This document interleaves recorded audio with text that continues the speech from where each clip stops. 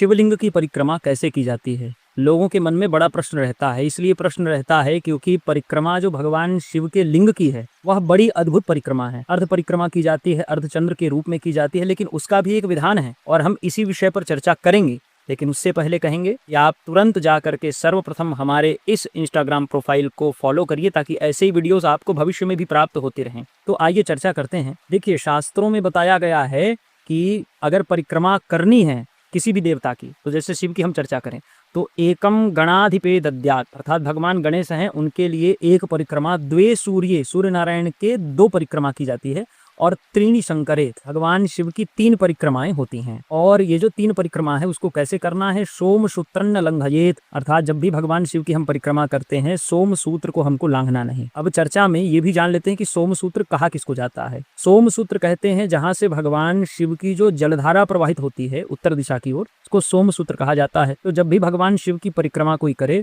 तो सोम सूत्र का लंघन नहीं करना चाहिए, ऐसा शास्त्र का आदेश है, शास्त्र का नियम है। तो इसी कारण से भगवान शिव की जो परिक्रमा होती है वो आदि परिक्रमा होती है। अब इसका एक सूत्र भी है परिक्रमा का। भगवान शिव के प्रति जब आप परिक्रमा करें तो वहां पर क्या सूत्र स्थापित होगा? सूत्र स्थापित होगा वृषे चंडे वृषे चैव सोम सूत्रे पुनर्वृषे चंडे च सोम सूत्रे च पुनश्चंडे पुनर्वृषे। इस सूत्र से हमको परिक्रमा करनी है। यहाँ पर वृष से तात्पर्य है भगवान नंदी और चंडे से तात्पर्य है भगवान शिव का पार्षद चंड। इसका स्थान भगवान शिव के लिंग के ईशान कोण में इसका स्थान होता है। और जहाँ तक नंदी की बात है तो कहीं कहीं मंदिरों में आपको नंदी जो है पूर्वाभिमुख भी मिल जाए, कहीं पश्चिमाभिमुख भी मिल जाए, कहीं उत्तराभिमुख भी मिल जाए। ऐसी स्थितियों में नंदी की प्राप्ति होती है मंदिरों में, भिन्न भिन्न मंदिरों में हम देख सकते हैं। अब तीनों स्थितियों में किस प्रकार से परिक्रमा की जाए इसको हम वीडियो के माध्यम से तो बता नहीं सकते, इसको तो दिखाना पड़ेगा। इसको इस प्रकार से समझिए, जैसे ये उत्तर दिशा है और ये लिंग का सोम सूत्र है, इधर से जिधर से ये जल जो है बह रहा है, तो ये परिक्रमा कैसे होगी? यदि जो वृष है अर्थात जो नंदी है उनका मुख पश्चिम की ओर है, पूर्व में रखे हुए पश्चिम की ओर मुख है, तो कैसे इसकी परिक्रमा होगी? वृषे चंडे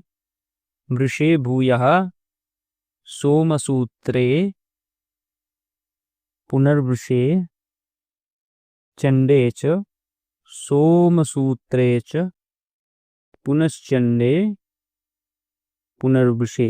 इस प्रकार से ये परिक्रमा होगी। अब यदि वृष यहाँ पर रख दिया जाए अर्थात नंदी महाराज यहाँ हो जाएं फिर भी यही क्रम होगा, और यदि यहाँ हो जाएं फिर भी यही क्रम होगा। इस अनुरूप परिक्रमा जो है भगवान शिव की होती है।